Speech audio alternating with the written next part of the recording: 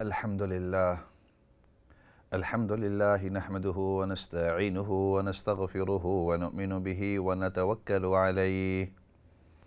ونعوذ بالله من شرور أنفسنا ومن سيئات أعمالنا من يهده الله فلا مضل له ومن يضلله فلا هادي له ونشهد أن لا إله إلا الله وحده لا شريك له ونشهد أن محمدًا عبده ورسوله أما بعد فأعوذ بالله من الشيطان الرجيم بسم الله الرحمن الرحيم قل إن كنتم تحبون الله فاتبعوني يحببكم الله ويغفر لكم ذنوبكم والله غفور رحيم صدق الله العظيم۔ محترم و مکرم ناظرین سامعین، السلام علیکم ورحمۃ اللہ وبرکاتہ۔ آپ کا مخاطب ہوں مولانا فضل داد، اور ہمارا یہ پروگرام ہر سوموار کے دن، منگل کے دن شام کو ہوا کرتا ہے، اور فارمیٹ تو آپ کو پتہ ہے کہ ابتدا میں تھوڑی دیر بیان ہوتا ہے اور اس کے بعد پھر آپ کے سوالات اور ہماری طرف سے جوابات ہوتے ہیں، اور کوشش کرتے ہیں کہ سوالات ایسے ہوں کہ جس سے آپ کو بھی اور باقی جتنے بھی ہزاروں ویوز ہیں، لسنرز ہیں، ان تمام کو اس سے فائدہ حاصل ہو۔ بات چل رہی تھی نبی پاک صلی اللہ علیہ وسلم کی سیرت مطہرہ کے اوپر، اور بات یہاں تک پہنچی پچھلے سیشن کے اندر کہ عام الحزن، غمگینی والا سال، وہ سال کہ جس میں نبی پاک صلی اللہ علیہ وسلم کو سخت ہی صدمہ پہنچا، اور اس کی وجہ یہ عرض کی تھی کہ اس کے اندر دو اہم شخصیتیں جو نبی پاک صلی اللہ علیہ وسلم کو تسلی اور قریب ہونا بہت ہی قریب تھے، وہ دونوں شخصیتیں، ایک آپ صلی اللہ علیہ وسلم کی زوجہ محترمہ سیدنا خدیجہ رضی اللہ تعالی عنہ، وہ اس سال کے اندر فوت ہوئیں، دنیا سے پردہ فرما گئی، رخصت ہو گئی، اور اسی طرح اسی سال کے اندر آپ کے چاچا ابو طالب وہ دنیا سے رخصت ہو گئے، فوت ہو گئے، اور یہ سن 10ویں نبوت، یعنی آپ صلی اللہ علیہ وسلم پر جس وقت سب سے پہلے وحی نازل ہوئی، آپ کو نبوت نصیب ہوئی دنیا کے اندر، تو اس وقت آپ صلی اللہ علیہ وسلم کی عمر مبارک تقریباً 40 سال تھی، اور اس 40 سال کے 10 سال کے بعد یہ عام الحزن ہوا کہ جس میں آپ کے چاچا ابو طالب وہ بھی دنیا سے رخصت ہو گئے، اور آپ کی زوجہ محترمہ ام المؤمنین سیدنا خدیجہ رضی اللہ تعالی عنہ دنیا سے رخصت ہو گئی۔ تو جیسے میں نے پہلے بھی کافی دفعہ عرض کیا ہے کہ اہم جو مائل سٹونز ہیں، اہم جو واقعات ہیں، ان کا تذکرہ کرتے ہوئے سیرت کو آگے چلا رہے ہیں۔ اس کے بعد نبی پاک صلی اللہ علیہ وسلم ابھی مکہ ہی کے اندر موجود تھے، اور رجب المرجب کے مہینے کے اندر ایک بہت ہی اہم واقعہ پیش آیا۔ آپ صلی اللہ علیہ وسلم غمگینی کی حالت کے اندر بھی تھے ان دونوں واقعات کی وجہ سے، اسی طرح آپ صلی اللہ علیہ وسلم اپنی پوری کوشش کر رہے تھے کہ لوگوں کو دین کی دعوت دیں، تاکہ لوگ ایمان حاصل کرنے کے بعد آخرت کی کامیابی ان کو حاصل ہو اور دنیا کی بھی کامیابی ان کو حاصل ہو جائے، دنیا کے اندر بھی وہ آرام کے ساتھ، راحت کے ساتھ خوشی کے ساتھ رہیں، آخرت کے اندر بھی خوشی کے ساتھ رہیں۔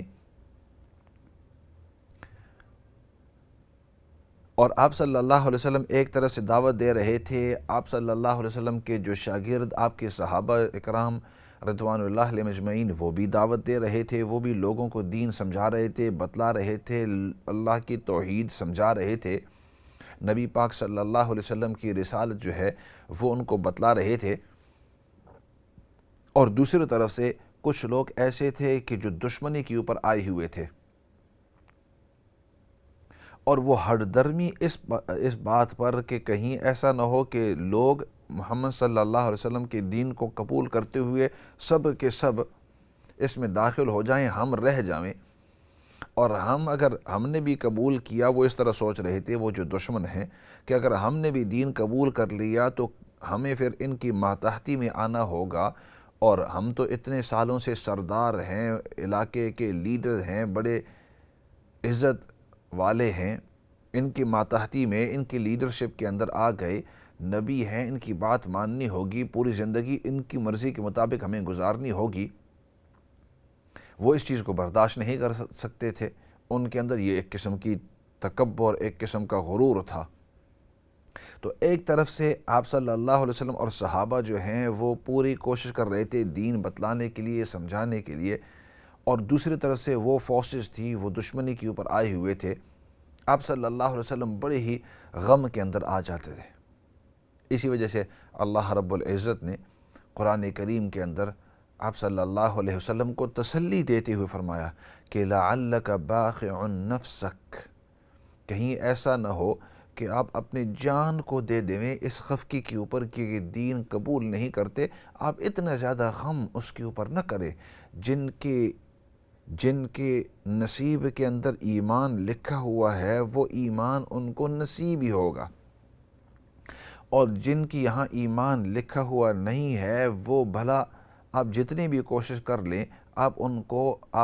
کو ایمان نہیں دے سکتے۔ اور دوسری جگہ کے اندر اللہ رب العزت نے ارشاد فرمایا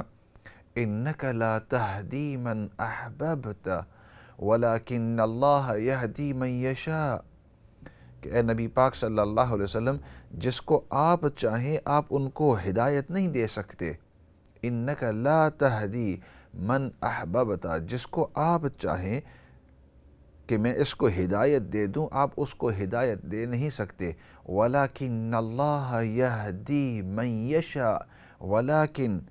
لیکن اللہ رب العزت جس کو چاہتے ہیں اس کو ہدایت دے دیتے ہیں۔ تو ہدایت جو ہے یہ اللہ کے ہاتھ میں ہے۔ آپ صلی اللہ علیہ وسلم کے اوپر ایک طرف سے یہ غم تھا، دوسری طرف سے زوجہ محترمہ دنیا سے رخصت ہو چکی تھی، ابو طالب جو ہیں آپ کی بڑی سپورٹ کرتے تھے، بچپنے سے آپ صلی اللہ علیہ وسلم کی عمر جب 8 سال کی تھی اس وقت انہوں نے ذمہ داری لی تھی، اب تک 50 سال کی عمر تک 42 ایئرز 42 سال آپ کا ساتھ دیتے رہے، وہ بھی اب رخصت ہو گئے۔ تو یہ تمام جب غم آپ کے اوپر آ گئے تو اللہ رب العزت نے آپ صلی اللہ علیہ وسلم کو تسلی دیتے ہوئے اور بھی بہت ساری حکم ہیں، معراج کا واقعہ پیش آیا، الاسراء والمعراج۔ اور عام طور پر رجب المرجب کے مہینے کے اندر اس موضوع کے اوپر کافی تفصیل سے میں بات کیا کرتا ہوں، پچھلے سال بھی اس کے اوپر کافی تفصیل سے بات کی تھی، اس سے پچھلے سال بھی کافی تفصیل سے بات کی تھی۔ یہاں تفصیل مقصود نہیں، یہاں مختصر انداز کے اندر صرف یاد دہانی کرانی ہے، اور جس کو تفصیل سے جاننا ہو تو وہ تاریخ کی کتابوں میں، سیرت کی کتابوں میں، اسی طرح میرے جو پریویس جو لیکچرز ہیں ان کو دیکھ کر آپ پوری تفصیل اس کی جان سکتے ہیں۔ تو آپ صلی اللہ علیہ وسلم کا معراج کا واقعہ ہوا، اور یہ پورا کانٹیکسٹ میں نے پیچھے اس لیے عرض کیا تاکہ سمجھ میں آ جائے کہ من جملہ حکمتوں میں سے، ورنہ اللہ رب العزت اگر صرف نماز دینا چاہتے تھے یا ویسے اللہ رب العزت کوئی وحی کرنا چاہتے تھے تو دنیا کے اندر بھی وحی کر سکتے تھے۔ تو اس کی کیا حکمت کہ نبی پاک صلی اللہ علیہ وسلم آسمانوں کے اوپر گئے، اللہ رب العزت کے ساتھ ملاقات ہوئی، اور ملاقات ہونے کے بعد اللہ رب العزت نے ہدیتاً نماز اور باقی جو احکامات ہیں وہ آپ صلی اللہ علیہ وسلم کو دیے، تو مختصر یہ ہے کہ جہاں اس کی اور بہت ساری حکمتیں ہیں، بہت ساری حکمتیں ہیں، کیونکہ اللہ رب العزت کی ساری حکمتوں کو انسان سمو نہیں سکتا، جان نہیں سکتا، تو من جملہ ان میں سے ایک حکمت آپ صلی اللہ علیہ وسلم کو تسلی دینی تھی۔ اور واقعہ کچھ اس طرح ہوا کہ نبی پاک صلی اللہ علیہ وسلم آرام فرما رہے تھے، سوئے ہوئے تھے، حدیث پاک میں آتا ہے، حدیث صحیح ہے، فرمایا کہ آپ صلی اللہ علیہ وسلم آرام فرما رہے تھے، سیدنا جبرائیل علیہ السلام تشریف لائے اور آپ صلی اللہ علیہ وسلم کو اٹھایا اور فرمانے لگے کہ اللہ رب العزت آپ کے ساتھ ملاقات کرنا چاہتے ہیں، لہٰذا آپ تشریف لے آئیں۔ چنانچہ آپ صلی اللہ علیہ وسلم فرماتے ہیں میں باہر جب آیا تو سامنے دیکھا کہ ایک جانور ہے کھچر جیسے ہے، لیکن اس کے پر بھی لگے ہوئے ہیں، اور آپ صلی اللہ علیہ وسلم نے بعض احادیث کے اندر اس کی کچھ صفات بھی بیان کی ہے۔ من جملہ ان صفات میں سے فرمایا کہ اس کی رفتار بہت ہی تیز ہے، بجلی جیسے اس کی رفتار ہے، بجلی جتنی تیز اس کی رفتار ہے۔ سیدنا جبرائیل علیہ السلام نے عرض کیا کہ یا رسول اللہ صلی اللہ علیہ وسلم آپ اس کے اوپر تشریف فرما ہوں۔ آپ صلی اللہ علیہ وسلم اس کے اوپر بیٹھ گئے، اس سواری کے اوپر، اور روایت میں اس کے بارے میں آتا ہے کہ اس کا نام ہے البراق۔ براق کہتے ہیں بجلی، کیونکہ اس کی سپیڈ ہی بجلی کی طرح تھی۔ آپ صلی اللہ علیہ وسلم جب اس کے اوپر تشریف فرما ہوئے بیٹھ گئے تو وہاں سے لے کر وہ کعبۃ اللہ یعنی حرم پاک کے اندر سیدنا جبرائیل علیہ السلام کے ساتھ چلے گئے۔ ساتھ میں جبرائیل بھی چل رہے تھے، اڑ رہے تھے، اور ساتھ میں یہ بھی اڑ رہا تھا،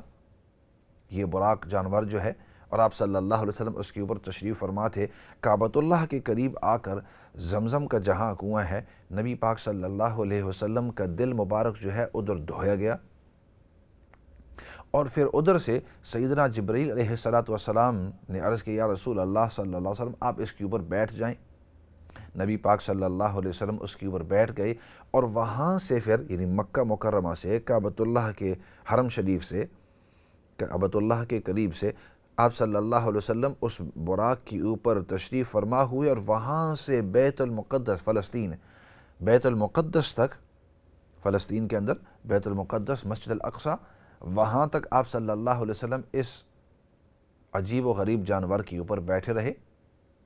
وہ لے گیا، سیدنا جبرائیل علیہ السلام بھی آپ کے ساتھ ہیں۔ روایات میں آتا ہے کہ نبی پاک صلی اللہ علیہ وسلم پھر اندر تشریف لے گئے بیت المقدس کے اندر، اور آپ صلی اللہ علیہ وسلم نے پھر 2 رکعتیں پڑھائی۔ کچھ روایات میں ہے کہ آپ صلی اللہ علیہ وسلم نے سفر جو معراج کا تھا اس کے شروع سے پہلے آپ صلی اللہ علیہ وسلم نے 2 رکعتیں پڑھائی، اور بعض علماء فرماتے ہیں، ابن کثیر رحمۃ اللہ علیہ باقی جو ہیں، کہ آپ صلی اللہ علیہ وسلم نے واپسی کے سفر کے اوپر جب واپس آئے تو اس وقت 2 رکعتیں پڑھائی۔ علی کل حال نبی پاک صلی اللہ علیہ وسلم نے 2 رکعت تحیۃ المسجد امام ہونے کی حیثیت سے، اور آپ صلی اللہ علیہ وسلم کے پیچھے باقی جتنے بھی انبیاء علیہم السلام ان کی وہ ادھر موجود تھے، ان کی روحیں ادھر موجود تھی،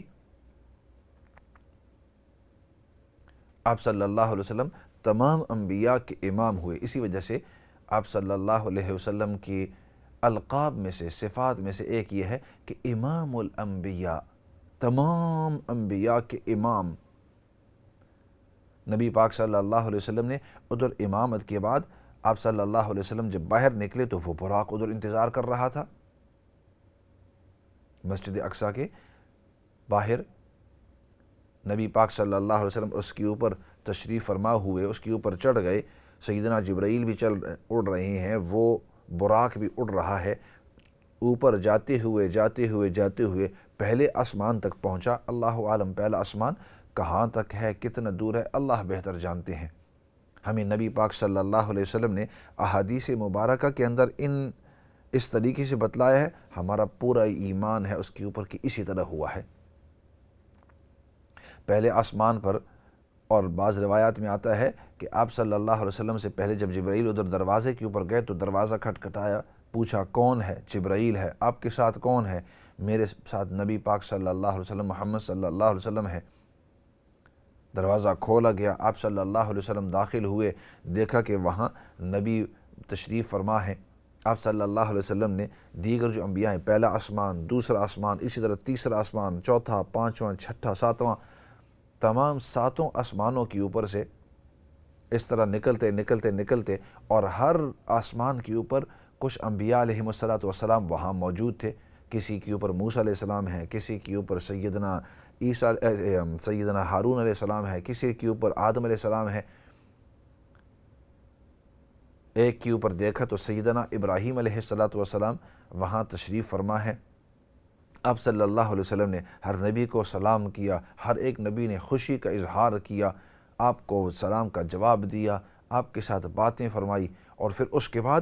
سیدنا جبرائیل علیہ السلام اور زیادہ آگے چلتے رہے، براق بھی چلتا رہا۔ ایک موقع آیا ساتویں آسمان کے اوپر سے اور آگے چلتے ہوئے کہ وہاں ایک بہت ہی بڑا درخت جیسی کوئی شکل تھی، اس کو سدرۃ المنتہا، سدرہ اس درخت جیسے چیز کا نام ہے، اور منتہا کی یہاں تک مخلوق کی انتہا ہے، ادھر سے آگے مخلوق جو ہے وہ جا نہیں سکتی۔ نبی پاک صلی اللہ علیہ وسلم کو سیدنا جبرائیل علیہ السلام نے فرمایا کہ اے نبی پاک صلی اللہ علیہ وسلم، ادھر سے آپ ہی آگے جائیں گے، ادھر کے آگے میں نہیں جا سکتا ہوں،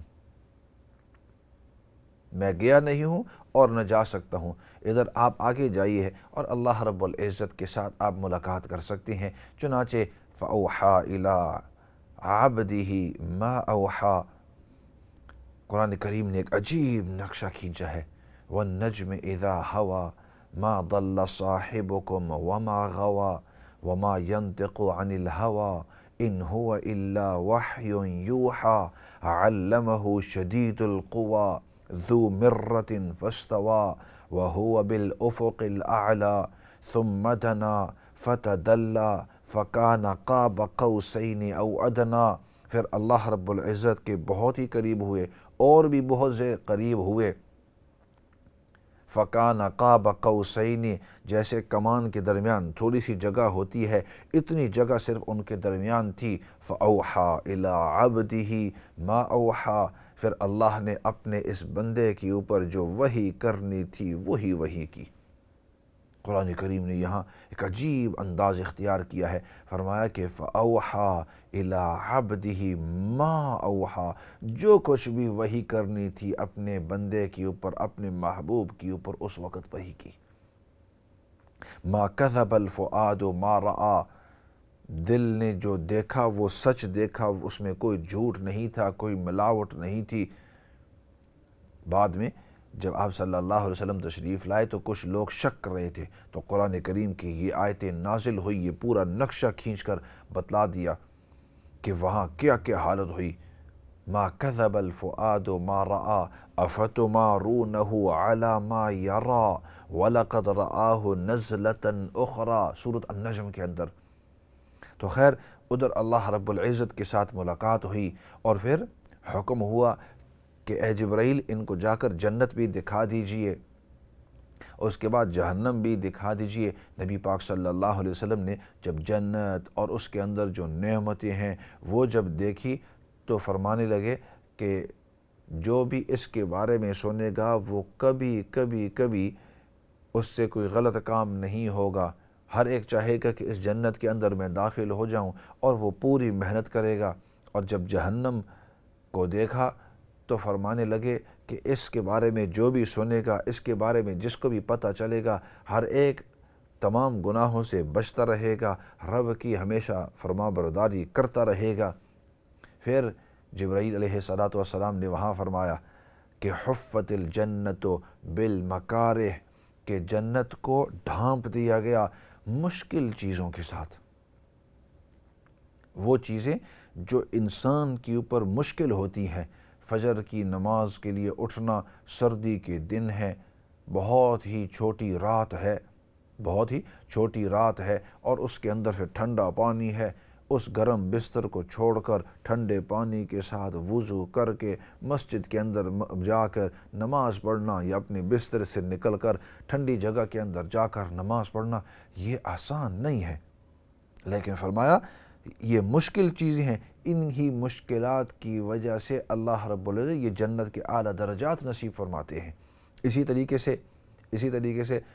کسی کے ساتھ رشتہ داری اگر ٹوٹ گئی ہو، اگر ان کے ساتھ قطع رحمی ہو رہی ہو، ان کے ساتھ اگر کوئی ناچاکی ہو گئی، اس کے پاس جا کر اس سے معافی مانگنا، اس سے معذرت کرنا، اس کے ساتھ دوستی دوبارہ کرنا، اس میں یہ بات ضرور ہے کہ انسان کو کوفت ہوتی ہے کہ غلطی اس کی تھی پھر بھی مجھ سے معافی منگواتے ہو،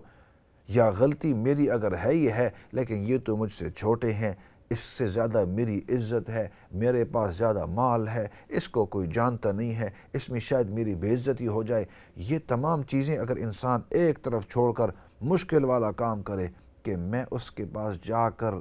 اس سے معافی اس لیے مانگتا ہوں کہ میرا رب جو ہے وہ مجھ سے راضی ہوگا، تو فرمایا حفت الجنت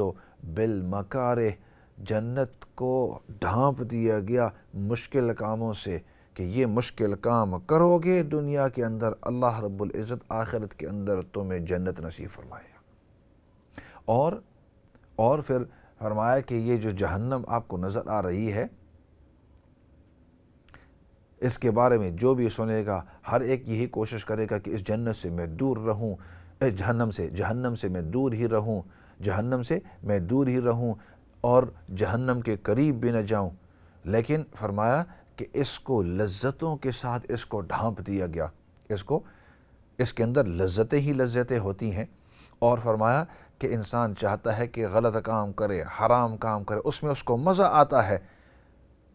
لیکن اس تھوڑی سی مزے کی وجہ سے اللہ رب العزت جہنم کے اندر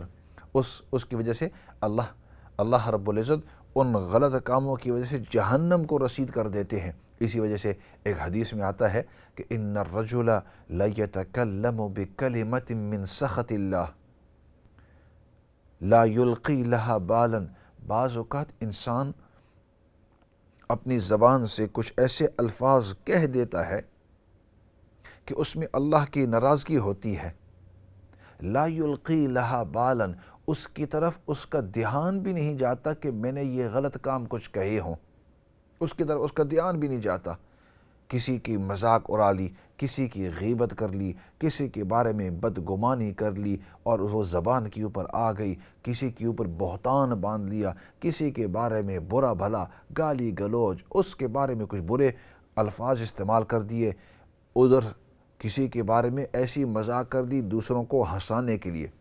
ان کو ہنسانے کے لیے، اس کی مذاق تو بہت موٹا ہے، یہ پتلا ہے، یہ تیرا منہ اس طرح ہے، یہ تیرا بدن اس طرح ہے، کوئی نہ کوئی ایسا کام کر لیا۔ فرمائے بعض اوقات انسان ان الرجل لیتکلم بکلمۃ من سخط اللہ، بعض اوقات انسان کی زبان سے اللہ کی ناراضگی کی بات نکل آتی ہے، لا یلقی لہا بالا، اس کی طرف اس کا دھیان بھی نہیں جاتا، یہوی فی نار جہنم 70 خریفا، اس کی وجہ سے 70 سال جہنم کے اندر گرتا رہتا ہے۔ اللہ ہم سب کی حفاظت فرمائے جہنم سے، اور اللہ رب العزت ہم سب کو جنت الفردوس نصیب فرمائے۔ ایسے کرتے ہیں کہ بریک کا وقت بھی آیا ہوا ہے اور وقت مختصر ہے، بریک کے بعد واپس آ کر آپ کے سوالات اور ہمارے جوابات ہوں گے، اور اس دوران پھر کوشش کریں گے اس موضوع کے اوپر بھی بات کرتے ہوئے، لیکن ایسے کرتے ہیں فی الحال بریک کی طرف جاتے ہیں۔